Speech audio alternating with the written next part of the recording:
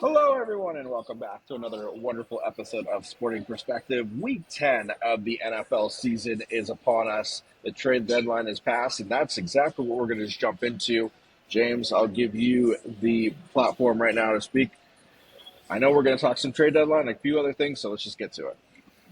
Yeah, I just wrote down. That's my number one thing of the day. I wrote down just the four big ones to me. I know there were some, linemen. I know one of the linemen went to the Chargers and stuff like that. But the four big ones to me were Jacoby Myers heads to Jacksonville, filling a hole kind of left by Travis Hunter, who's on the IR right now. Brian Thomas is just having an abysmal sophomore slump. So, and he might not even play this week. He's questionable. Last I checked.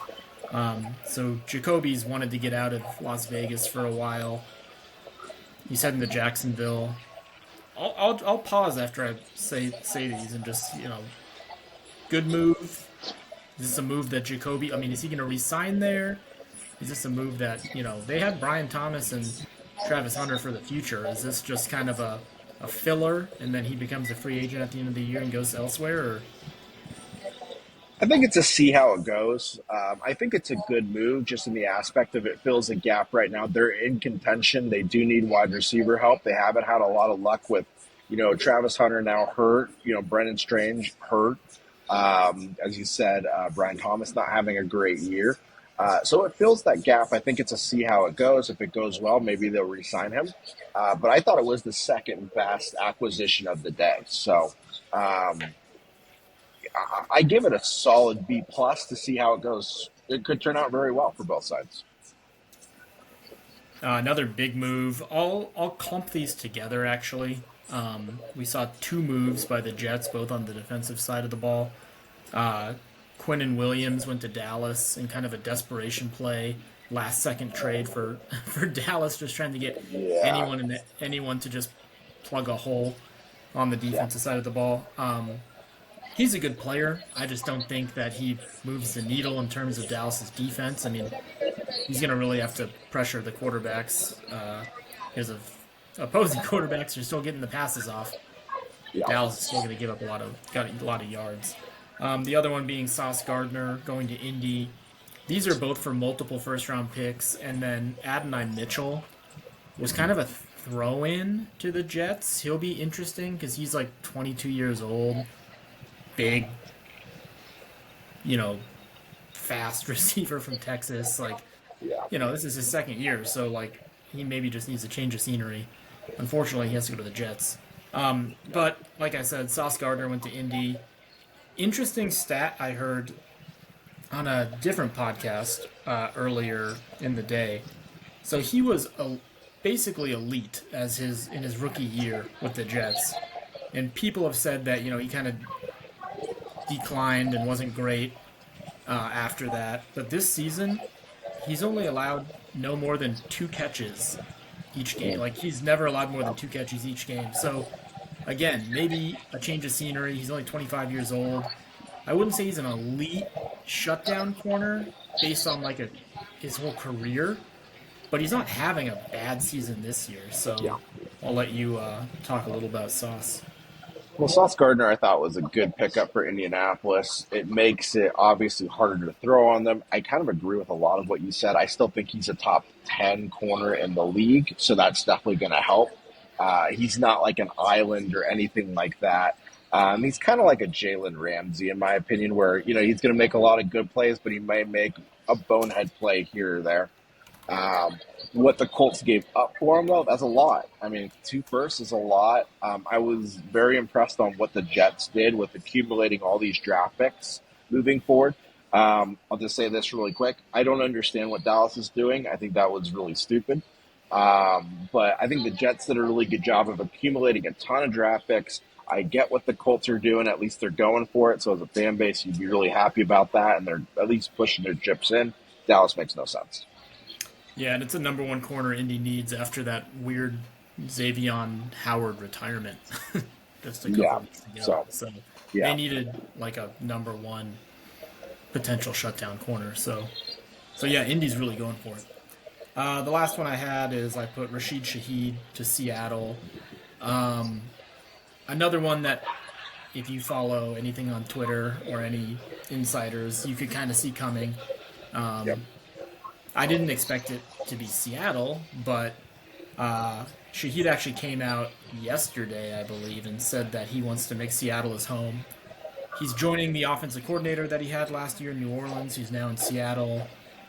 And honestly, other than Jackson Smith and Jigba, it's just been kind of a rotating door between Horton, Cup, and then whatever. Like AJ Barner has games here and there, so Shahid is like a real good chance to be an established number two receiver and help take a little bit of pressure off of JSN. Well, he gets to be that burner now that they don't have. He's going to be able to spread the field down the field and maybe open up some of those routes underneath. But they didn't really have a long ball threat. I mean, DJ McCaffrey used to do those long streak routes and stuff like that. They don't really have that this year. So it's kind of that burner that they can expand the field, I guess, a little bit. Because Cooper Cup is kind of an underneath guy too, and Orton, he's just young. Yeah, yeah. Cup's kind of coming to the end of his career. Still reliable, but he's not. I mean, he's not the Cup of the Rams from 3 years Yeah, ago when he was breaking records, setting yeah, records. yeah. So yeah, big trade deadline. Probably one of the bigger ones we've had in the last 5 to 10 2 years. years. Yeah, Yeah, I know last year's was actually pretty big, but yeah, it's finally yeah, interesting to see the NFL kind of join the ranks of NBA trade deadline's a big deal. MLB yeah, obviously has just always been a big deal for many, many, many years. So it's fun to see the NFL starting to join that with yeah. some of these bigger names getting traded. I was surprised that Brees Hall didn't get moved, and I'm trying to think if there was anyone else. Well, apparently Brees Hall was pretty close. They were in talks with Kansas City, and they just didn't finalize something. Okay. Yeah. Trying to think if there was any other, I don't know, anyone else you thought could think of that you thought maybe would have been traded but weren't. No, that was about it. I mean, the only other, I mean, Chris Olave was kind of getting tossed around there a little bit, but it makes sense not to trade him. Now you trade Shaheed. Alvin Kamara, I know his name was getting tossed around, but there's not a lot of, there weren't a lot of sellers this year. Let's put it that way. Yeah. So, I know a lot of Cardinals Twitter were wanted to bring in a running back, but yeah, there's there's not way much. more There's issues. yeah, There's there's more not much to issues in play Arizona. for. Yeah. So, do you Well, have and a it's couple like you bring in a notes? running Oh, you bring in a running back and it doesn't just fix the issue. That's the last thing I'll say. exactly. Trey Benson, I still think can be all right if he can ever get Yeah, healthy. I agree. Were there any other takeaways from last week for you, or not really? Uh, you talking about my number two and number three? Yeah, I'll have you do your 2 and 3. Yeah. All right. Well, yeah. So I guess I wrote down three guys that I wanted to highlight real fast. This will be my number 2 point. DeAndre Swift wasn't inactive, so we saw Kyle Manangai rush for 176 yards, 22 receiving yards. Really just looks like a force. I believe he was a seventh round pick, so he probably just bought himself a ton more time in the NFL. Yep. And I know we've talked outside this podcast about maybe him and Swift turning into that Montgomery Gibbs backfield for Chicago. Brock Bowers, obviously everyone knows who he is. It's not like a breakout performance, but I'm calling it a breakout in the sense that he's been hurt pretty much all year. Comes back from injury and has 12 catches, 127 yards, and 3 touchdowns. Just solidifying himself as like, hey, I'm still here. I'm still, don't forget about me. I'm still one of the best receivers, if not the best tight end in the game. And then Cam Little hit a 68-yard field goal Yeah. for Jacksonville to end the second quarter and go into halftime. So I want to say that set the record. And then we see the Yeah. next night, the next night on Monday Night Football, Brandon Aubrey attempted a 68-yarder. He didn't make it, but that would have been incredible if he made that in just back-to-back nights, days, 68 Yeah. yard field goals. So yeah, those are my kind of three guys I want to do highlight. And then the last thing I'll say, I wrote down Jacoby Brissett and Kyler Murray. Jacoby, just a weird situation going on in Arizona. Apparently, Kyler has a Liz Frank injury in his foot, which isn't good. Thing kind of lingers. It's weird because like he apparently got the injury when the ball hit him in the face, and he took a step back and like messed up his foot. But the whole thing's been very strange because okay, so he's out for a couple weeks. Then he's supposed to come back for the Monday night game. Everything's trending up, trending well, and then all of a sudden, like the Thursday or Friday, maybe even Saturday, I can't remember when it was before the game. Nope, Brissett's starting. Yeah. Okay, so this thing's still lingering. Well, then why haven't you done anything about this? Surgery for those type of injuries is always an option. Why wasn't he placed on IR? Okay, so then we get to Wednesday of this week, yesterday, and he finally gets put on IR. Yeah. Jacoby, Jacoby gets, is now the starter for the foreseeable future, and Kyler, he might have played his last game in Arizona. So just a very odd situation going on in the Valley. Just very And weird. yeah, it's just kind of a headache. And honestly, if I were to say, if there's one word, if someone said, you know, gun to your head, what's one word that you think of when you think of Kyler Murray? I'd probably say headache. Yeah. Because, you know, the guy's so talented, but I, I don't know if he's an NFL quarterback. I mean, he's got a great Yeah. arm, he's fast, he's athletic, but it just hasn't, it's not ever translated. I mean, what is he, in year seven, maybe year eight? And it's like, all right, man, like, might be time to move on. Yeah. Arizona's a weird situation. So I got three things really quickly. I'm just going to mention. I'm actually going to buy one, keep kind of like hold on one, and sell one. So my buy one is Lamar Jackson. The Ravens look good against Miami, or look great against Miami. It looks like Lamar is back. I'm really buying on that. I think they're in a good spot. I'm kind of holding on the Broncos. They've won six in a row. They're just squeaking by teams and kind of figuring out how to win. So I'm holding there, but I've got to just say I'm impressed with what they're doing, especially on the defensive side of the ball. It's been really good. Bo Nix has been but holding there. And then Green Bay, definitely selling there. That Tucker Craft injury is going to be tough to come back from. Matthew Golden hurt as well. We may have just been too happy and too excited about this team and just not ready yet.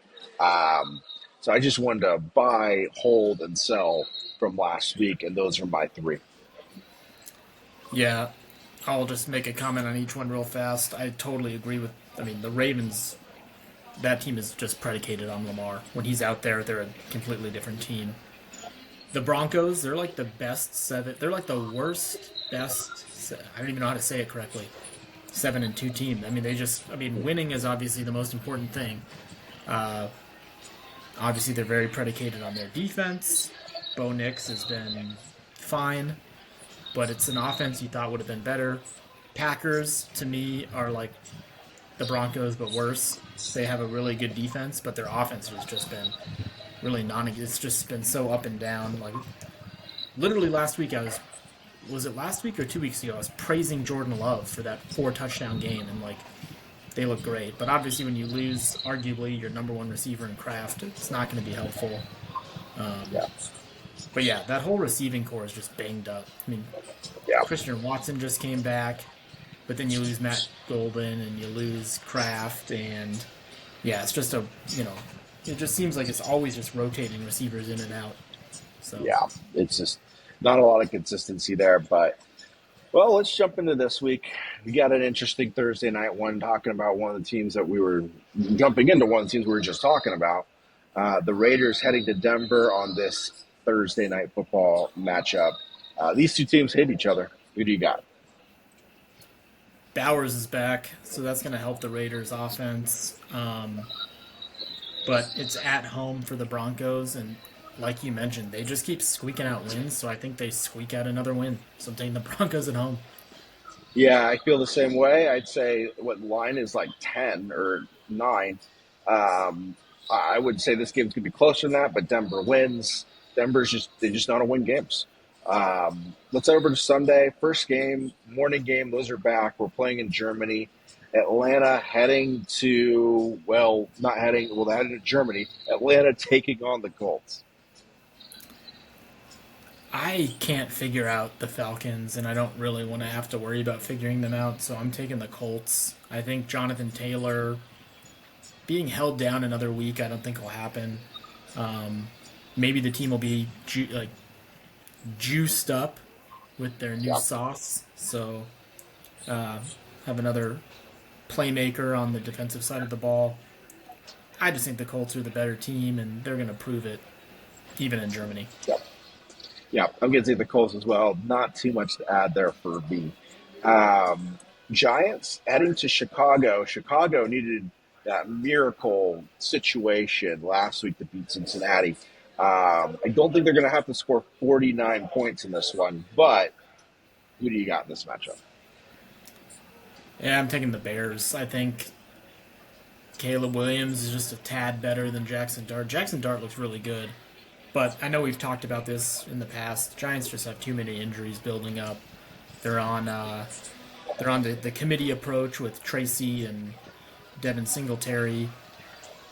Bears, if Guy is healthy, or even if DeAndre Swift is healthy, should be able to just kind of run over that Giants team. So I like the Bears at home. I like the Bears as well. I don't have much to add off of what you already said. Buffalo heading to Miami. Bills, but the Dolphins are absolutely terrible. Yeah, agreed. Buffalo's looking really good coming off that Chiefs win. I have a hard time believing it would be shocking if Miami won that game. Baltimore heading to Minnesota. I really wanted to take the Vikings at home. I know JJ looked really good in his first start back from injury, but the Ravens also looked really good as well. Granted, it was against Miami, but it's hard to bet against Lamar. And if he's out there and he's healthy, I'm going to take Lamar. Yeah, I feel the same way. And one of the reasons I'm going to take Baltimore is they have the extended 4 days off. Minnesota had to play Detroit. There's never the easy team to bounce back from, even off of a win. So I think Baltimore will just come in a little bit more fresh than Minnesota. So I'm thinking Baltimore. And potentially the worst game that we've seen all season, Cleveland heading to the Jets. I'm taking the Browns because Miles Garrett is going to get a couple of sacks. That's the only insight I have. The Jets are really bad. To make this game even worse, it's supposed to be like a pour down of rain. So to make it even, this may be like a race to like 10 points. I'd circle the Jets. I don't know. They're both horrible. I took the Jets though, so I'll go with that. New England heading to Tampa Bay. Tampa Bay, another team that still just can't get healthy. But who do you have here? I'm buying the Patriots. I know they're on the road, and the Bucks have had a bye week and time off to try to get healthy, but even their guys don't seem to just want to get healthy. Um, yeah, I mean, I could see the Bucks winning at home. Baker's going to have to, pull a Baker, which is very possible. But I'm also just a believer in Drake May and this Patriots team. I think that they're legit. So I'm taking the Patriots. I'm taking Tampa just because they got that week off, but they are really banged up. I think this is going to be a really good matchup, but I'm going to take Tampa. They're at home, and that extended week is just a big thing. So, New England also just looked a little shaky against Atlanta last week. I know they only won by one. I'll take Tampa. New England's still on a very, very good ride right now. Don't think any less of them. It's just, this is the NFL. Tampa, I think, wins. Um, New Orleans heading to Carolina. I'm taking Carolina at home. Bryce Young is absolutely horrible, and I think this Carolina team would be a ton better if they had an actual quarterback. Um, I don't even know how they beat the Packers in Green Bay. Yeah, Um, yeah, but I'm still taking the Panthers. I think the Saints are just. I mean, it's going to be Tyler Shuck's second start. He's down a receiver. Shahid's not there. Saints just aren't there yet, and the Panthers are fine. They're fine. They're not good. They're not bad. They're a fine team. yeah. Carolina's actually been fairly good on defense and good on defense at home. So I will take Carolina for purely the defensive side of the ball. I don't expect much outside on the offensive side of the ball. Um, Carolina's my pick. Jacksonville heading to Houston. Stroud went down. That team is just. They're also pretty banged up. They're running a Yep. ton of rookie receivers out there. You got Chubb and Woody Marks splitting time in the backfield, but they're not dominant by any means. I'm not a Davis Mills fan. I think Lawrence is the better quarterback, so I'm taking the Jaguars on the road. Yeah, I got nothing to add there. I'm also taking Jacksonville. They have to win that one to stay alive in the playoff race. Um, Arizona heading to Seattle. This, I think, will be closer than most people think, just because the offense actually seems to do something with Jacoby behind center. Um, but traveling to Seattle is a lot more difficult than traveling to Dallas. Uh, Seahawks are arguably one of the best teams in the NFC, so I like the Seahawks at home. I like the Seahawks too. Not much to add there.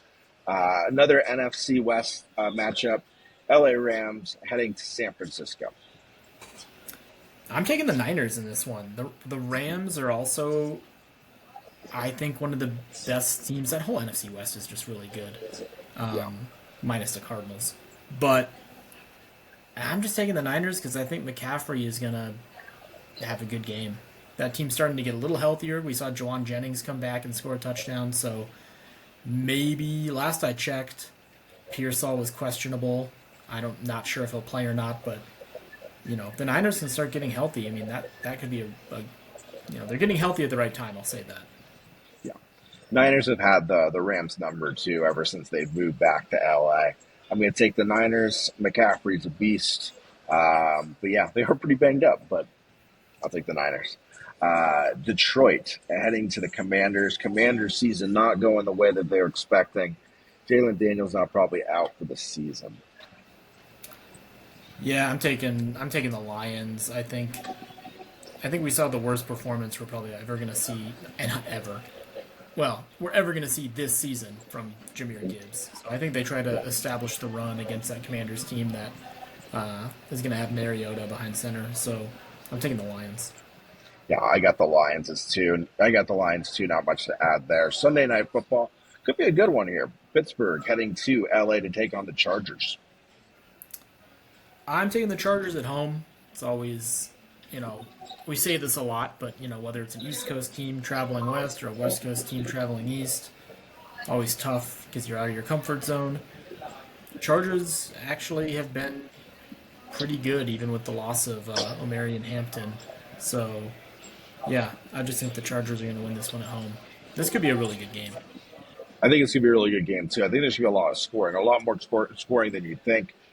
Old man Rogers has got more in the tank than I ever thought. He may come back for another year, which is crazy to say. But good quarterback matchup. Rogers Herbert. I'll take Herbert, and I think the Chargers win this one in a close one. Um, Charger fashion, always a close game. Monday Night Football is a great one. Philadelphia heading to Green Bay. Green Bay had that very disappointing showing against Carolina. A lot of injuries, but who do you got?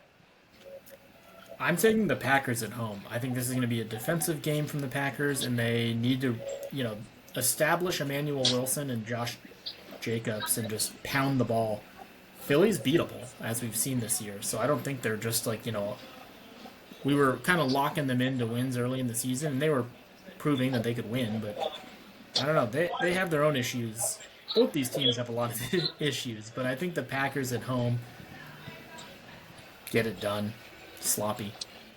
Yeah, I actually got Philly coming off a bye here. They're going to come in with fresh legs. Green Bay has just not been outside of that opening week win against the Lions. I know we talked about it a few weeks back. Packers are just not the team we thought they were going to be. Even their wins have been really close against lesser opponents. I'm going to take Philly here. I think Philly just comes in with fresher legs, and Packer team is probably going to be pissed. But this is a bad team to face off against, coming off a loss to Carolina. So, in my opinion, Well, and so they need to generate. I mean, they are going to be mad, and that can either go one of two ways. Either they stomp Philly and they're pissed off, or that anger drives them into even worse playing football. yeah, So, yeah. So, but all right, well, that's the end of week 10.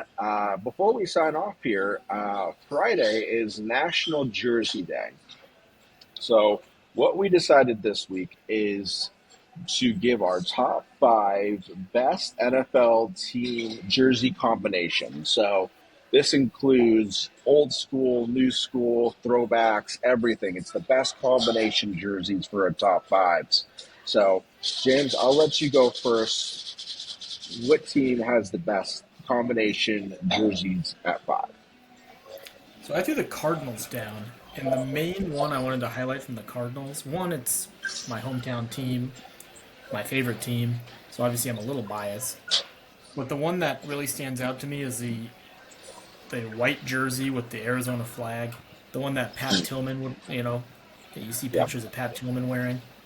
Just a classic jersey. And, it probably wouldn't be in the rankings for a lot of other people, but, if I were to buy I have a red Fitzgerald jersey that's pretty clean, too. I like those as well.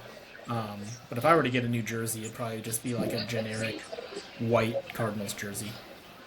Okay, cool. At five, I've got the Broncos. And I'm going to throw a couple decades in here. So you go the Elway 80s here with the big D on the side of the Bronco coming out. That was very cool. And then you had the runs in the 90s where they had the orange blue combination, Terrell Davis kind of look, which was always good. And I think their look nowadays is very clean, very fresh, and an easy jersey to rock, I would say, is the easiest way of putting it. But good combination of jerseys over the last 40 years. So Broncos are my number five. My number four is the Bengals. I just think the tiger logo helps. Being able to just kind of mimic your jerseys to a Bengal tiger, I think is sweet. Um, Obviously, their classic orange and black are, I think, one of the better jerseys in the NFL. But the ones that really stand out to me are their all white jerseys, the all white tiger jerseys with Okay. the black stripes. I just think those are awesome. Okay. Cool. So my number four is kind of funny, but I've got the Buccaneers in here. The creamsicles are not the best, but the 2000s jerseys, when they won the Super Bowl around that time, that red with like the pirate logo and everything like that, that was one of my favorite jerseys, a Keyshawn Johnson jersey. Um, so, and even the stuff that they have now with the logo and the different combinations they put together are pretty cool, in my opinion. Therefore, I have the Broncos, I got the Buccaneers out for. All right, from all white, I'm actually going all black. I have the Ravens at three, Okay. mainly because of their all black jerseys. I think those are sweet. I also just like their purple jerseys too. I think that purple white and black combos are super sick. So, but the Yeah. the ones that I really like are just Ravens all black, especially like even in those Ed Reed and Ray Lewis Okay. era. Cool. So at three, I have kind of a combination here. Titans slash Oilers. Titan jerseys look really, really cool these days, but I give them the edge. They're throwbacks with the Oilers, the baby blue. Really, really cool combo there. So I really like the Oilers throwbacks. That's why they got number three. Numero dos. I have the Packers. It's just a classic green jersey, yellow helmet. Um, Not, I will admit, I was not a huge fan of what they wore last week. Those like brown, kind of trying to look old school helmets. I think just stick with the classic green and yellow. I mean, it's synonymous for the Packers. It's I think I made the comment last week that they're more of America's team than Dallas. So stick with your green jerseys, yellow helmet, whether it's the Favre era, the Rodgers era, now the Jordan Love era. Heck, we can even go back to Bart Starr. They've probably, I mean, they're like the one team that has literally kept like the same jersey probably since they started. So Yeah. yeah, I got Packers at two. So my number two, I've got the Seahawks. The Seahawks throughout the last 20 years, I feel like have changed a lot. And they throw a lot of different color schemes out there with teal and blue and white. And, their old schools are really cool. Their new schools are really cool. They're always changing it up, but they always have a very, very good presentation on the field, look wise. Therefore, I'm going with the Seattle Seahawks. Number one, you already mentioned them. I have the Titans at number one. Again, those throwback Oiler jerseys, I think are just sweet. Warren Moon. My uncle played for the Oilers, so not for too long, only like 2 years, but he's got his jersey in his office back in Scottsdale. So yeah, you mentioned it, just that kind of light baby blue. I think the Oilers jerseys are sweet.